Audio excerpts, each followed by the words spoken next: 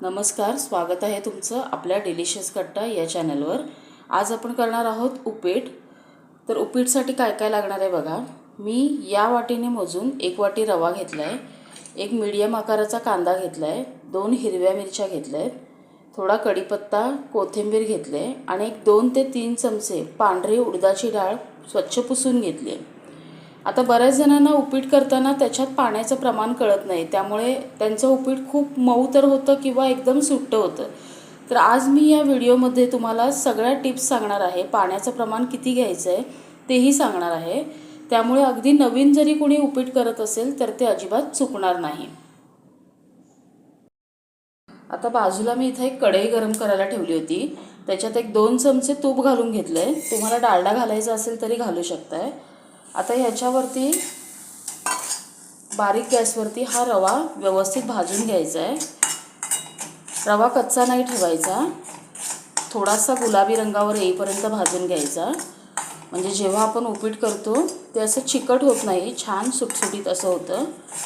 तर आता आधी आपण रवा भाजून घेऊया।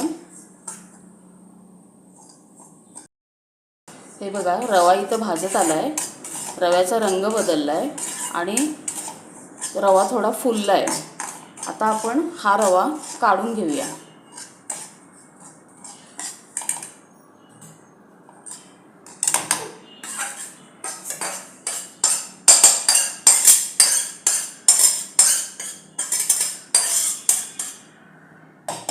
आता आपण याच कढईत घालायचं आहे थोडं तेल।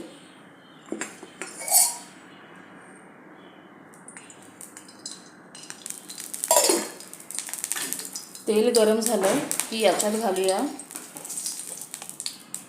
मोहरी,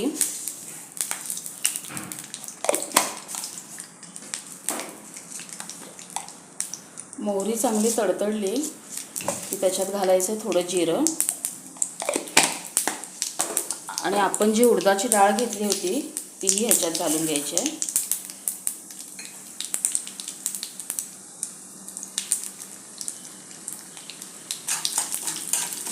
आता याच्यात घालायचा आहे कांदा आणि मिरची, कढीपत्ता। खूप जास्त करपायचं नाही आहे, कांदा गुलाबी झाला की पुढचं प्रोसेस करायची आहे। आपण याच्यात जी उडदाची डाळ घातली आहे ती अजिबात कच्ची राहत नाही, ती या फोडणीबरोबरच व्यवस्थित भाजते। आणि उडदाची डाळ नक्की घालून बघा।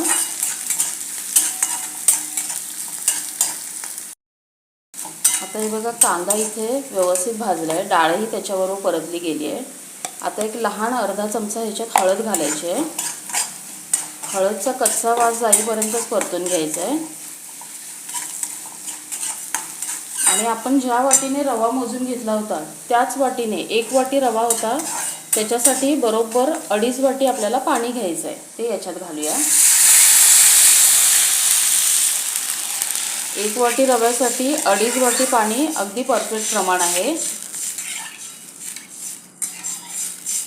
एवढं पाणी घातल्यावरती तुमचं जे उपीट आहे ते जराही चिकट होत नाही किंवा असं खूप मऊ किंवा सुट्टं असं होत नाही, व्यवस्थित होतं।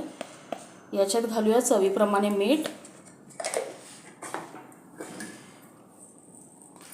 साखर आणि कोथिंबीर। आता या पाण्याला एक उकळी येऊ देऊया। हे बघा, पाण्याला इथं उकळी आली आहे। पाण्याला उकळी आल्याशिवाय रवा त्याच्यात घालायचं नाही। पाण्याला व्यवस्थित उकळी आली आहे। तुम्ही आता ह्याच्यामध्ये मीठ वगैरे तुम्हाला काय बघायचं असेल तर बघून, कमी असेल तर घाला। पाण्याला उकळी आल्यावर हा भाजलेला रवा याच्यात घालायचा आहे।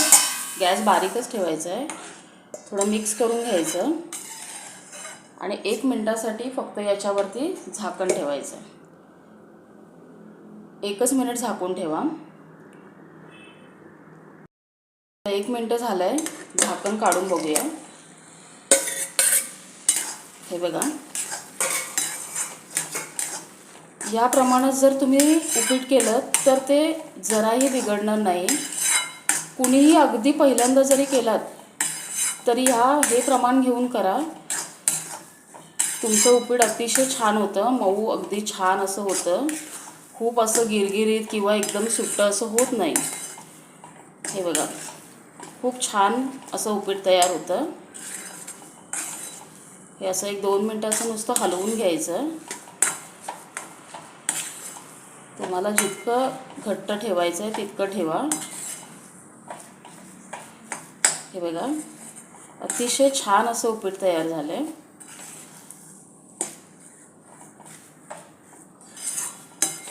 याच्यात जे मी तुम्हाला पाण्याचं प्रमाण वगैरे सांगितलं आहे ते एकदम परफेक्ट आहे.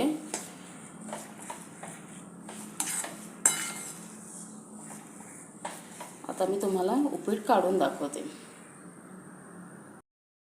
हे बघा, इथं आपलं उपीट करून तयार आहे. अतिशय छान असं उपीट होतं. एकदा नक्की करून बघा.